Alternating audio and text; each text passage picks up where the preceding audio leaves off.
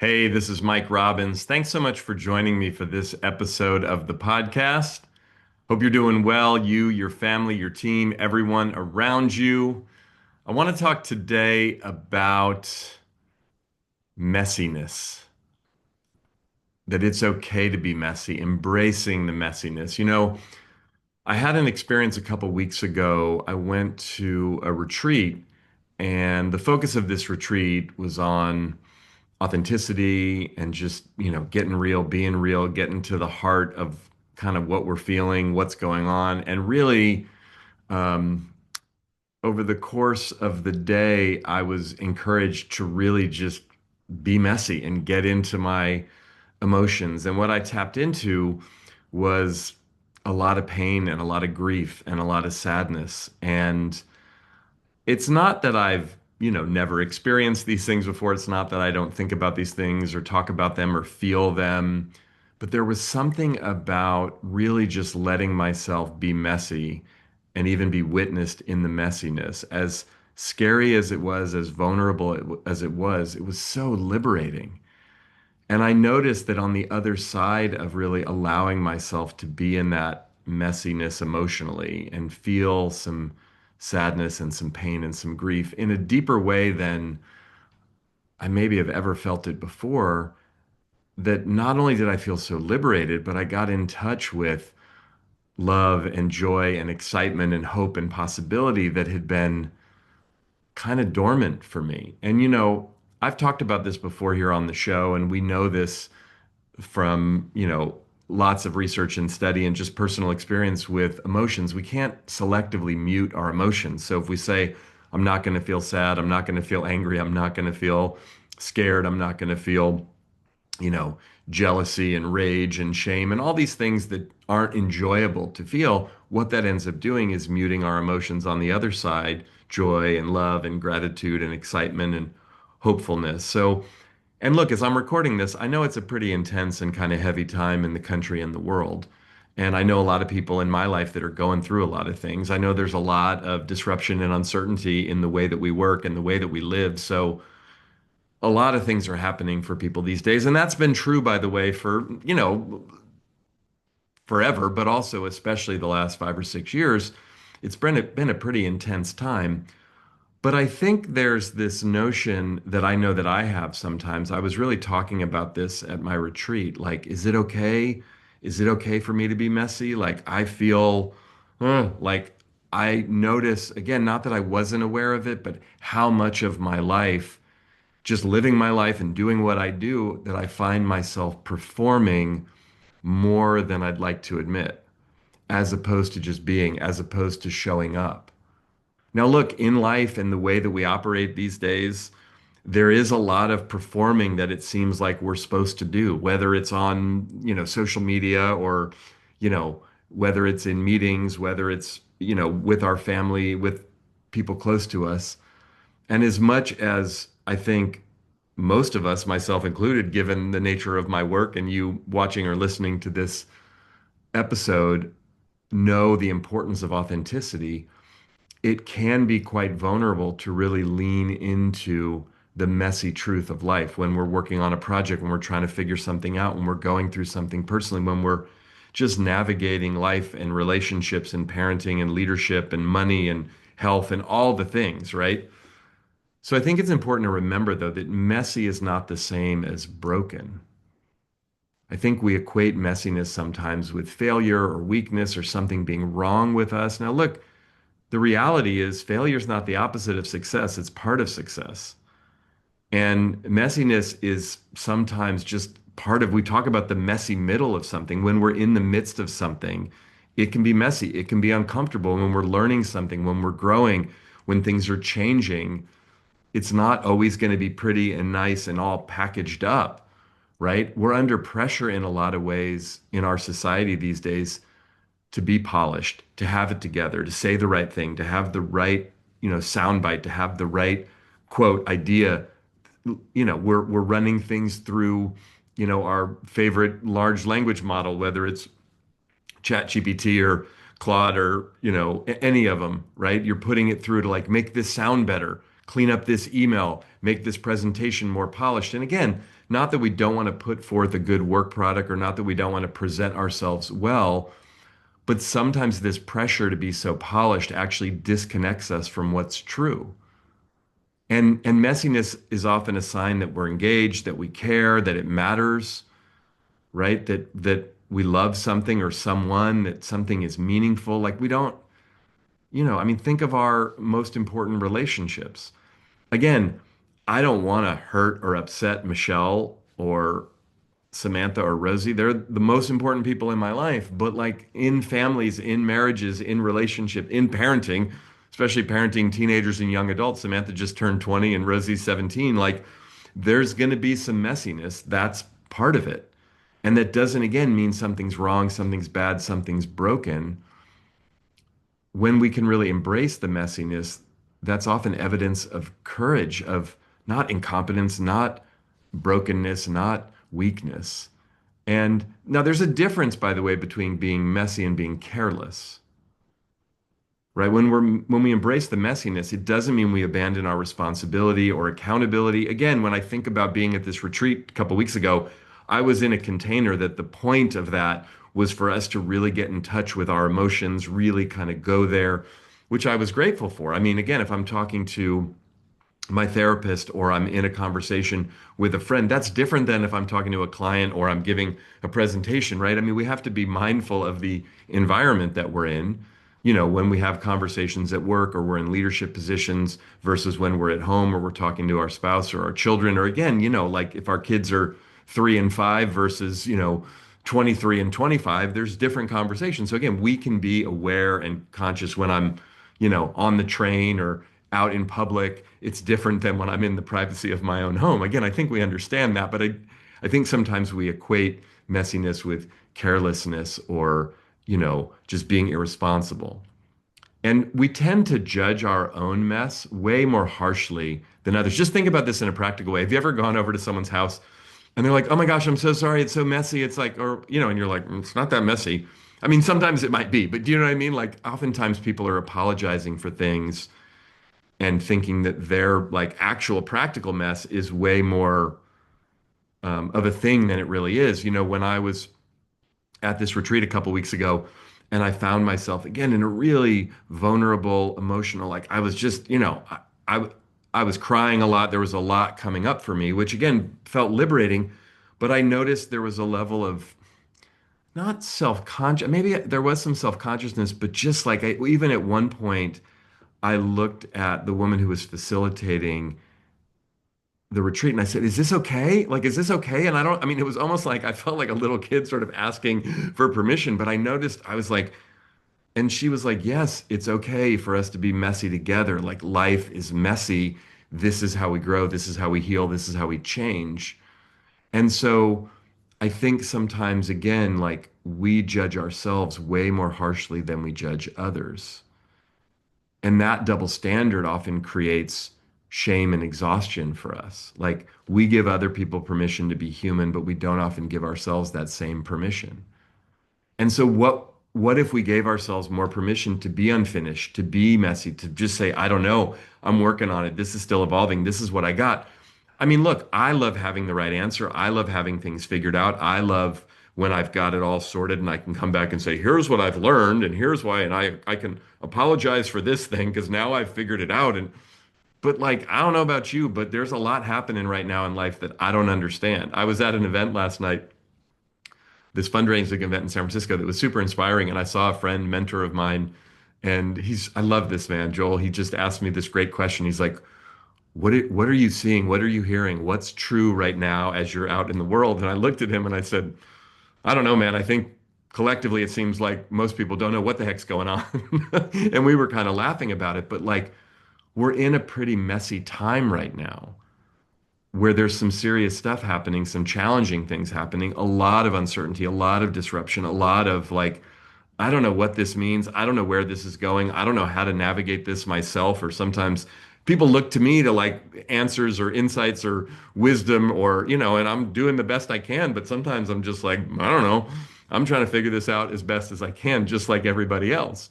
So, right, there's so much peace that can come from that acknowledgement of, I don't know, I'm working on it, this is still evolving, I'm figuring this out, or, I screwed this up, or this is hard for me, or I'm feeling overwhelmed by this. Again, we don't have to share that with everybody, but I think being able to first and foremost acknowledge that with ourselves and then be able to talk to people about it. And the thing that's important to remember, again, so much of my work and so much of what I talk about here on this show is about authenticity. And messiness and authenticity go together. Again, when I say messy too, it doesn't have to mean like, we're falling apart or we can't handle it or we're just, overwhelmed to the point of not being able to function. That's not what messiness is. Messiness is just acknowledging the uncertainty and, the inherent chaos of life. Remember that authenticity, just like messiness, isn't about oversharing, right? It's about being honest. It's about removing our self-righteousness. It's about adding vulnerability. It's really integrating a sense of honesty and integrity and self-acceptance with the moment that we're in, the truth of what we're actually experiencing, not trying to sugarcoat it, not trying to polish it up and make it all sound good because, we're afraid of being real. We're imperfect humans doing the best we can, right? So what does this all mean? What can you do? How can you really give yourself more permission to embrace the messiness, to know that it's okay to be messy, in service, by the way, of your expression, in service of your healing, in service of your being unleashed, if you will, in service of ideas and creativity and innovation. Again, so often, and I find this to be true for myself, when I'm trying to have it together and have it polished up and have it figured out, I actually can't get to the really good ideas, the really inspiring next step to take or whatever, because I'm too busy trying to organize it and control it and manage it and, you know, put it in 3 points and whatever.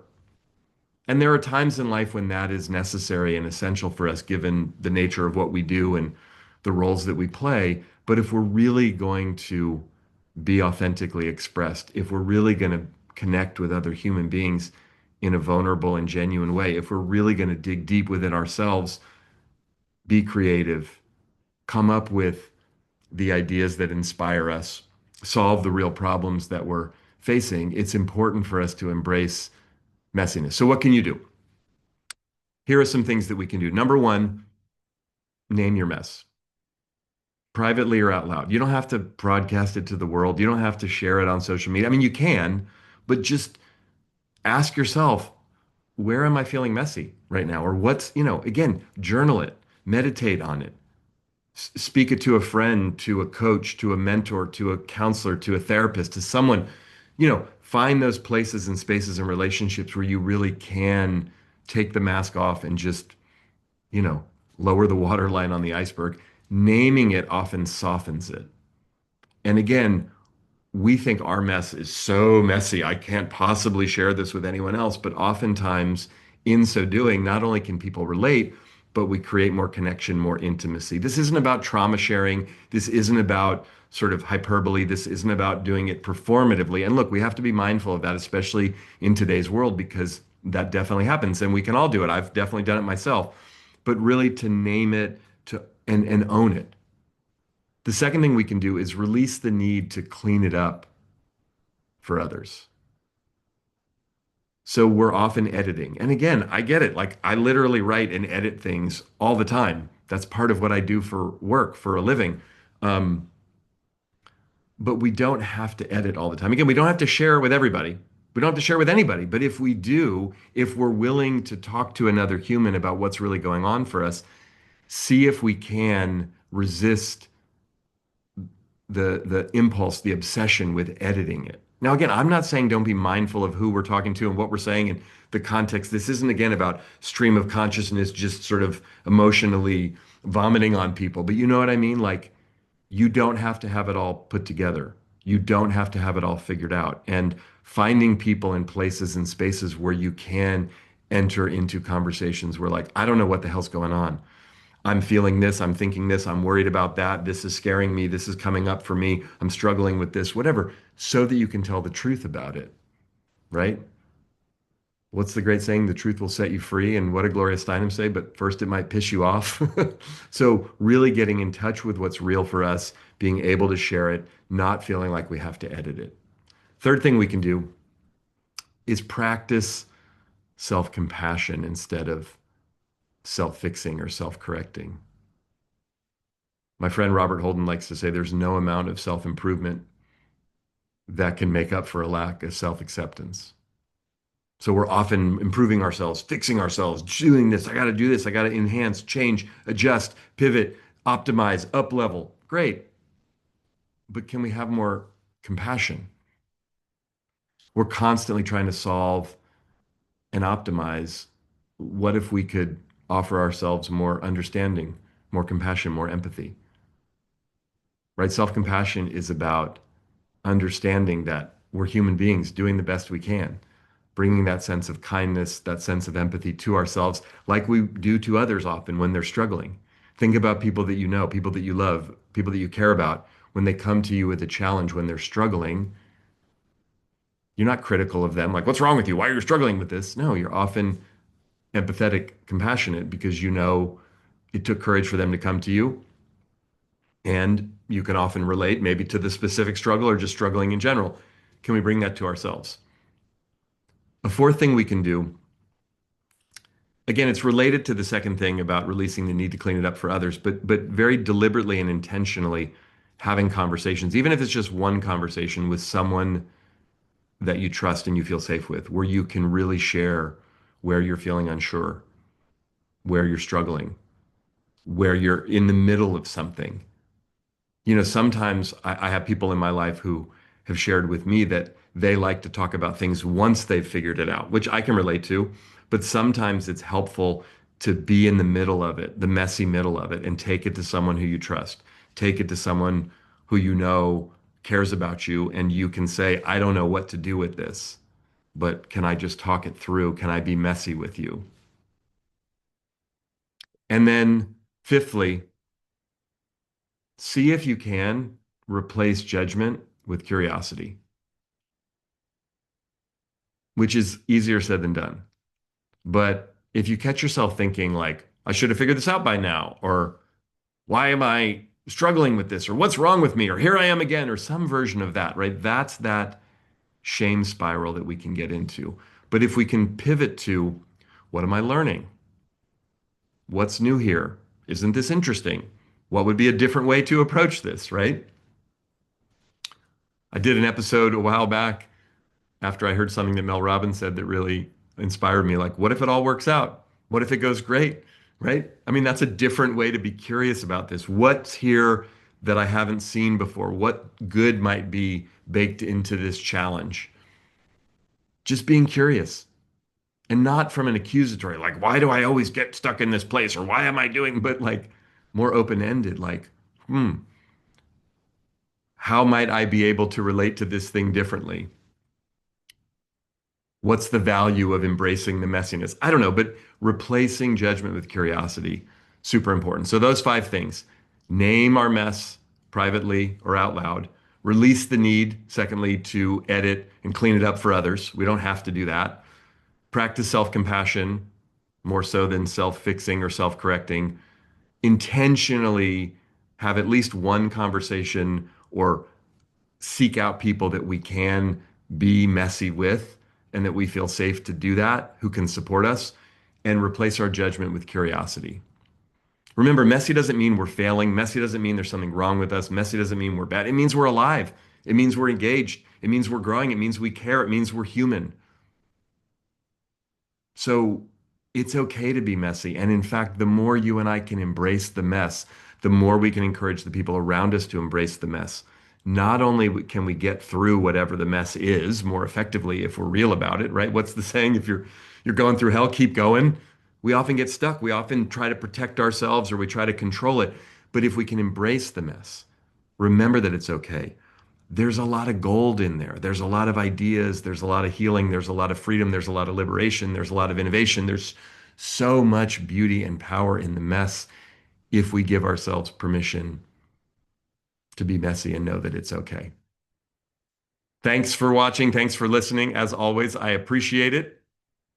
Make sure to check out the show notes for more information on how you can connect with me on social media and all the other things. We love it when you leave a rating or a review right here on whatever podcast app or platform you happen to listen to this on.